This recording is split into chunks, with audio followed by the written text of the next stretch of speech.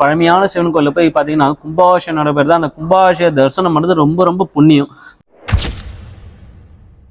எங்க இருக்குன்னு பாத்தீங்கன்னா இது வந்து விழுப்புரம் மாவட்டம் மரக்கான வட்டம். இதுல இருந்து பாத்தீங்கன்னா 20 கிலோமீட்டர் தொலைவில் இருந்து ஆலங்குப்பம். அந்த ஆலங்குப்பத்துல உள்ள வந்தீங்கன்னா 300 ஊர் இருக்கும்.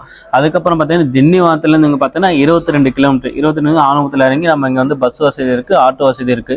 இங்க இருந்து வந்து வரலாம். இது கிட்டத்தட்ட 48 வருஷம் கழிச்சு நடக்குது. இந்த ஒரு சிவன் கோயில் இருந்தாலும் பாத்தீங்கன்னா ஒரு பழமையான சிவன் கோயில போய் பாத்தீங்கன்னா கும்பாபிஷேகம் நடைபெறுது. அந்த கும்பாபிஷேக தரிசனம் பண்ணுறது ரொம்ப ரொம்ப புண்ணியம்.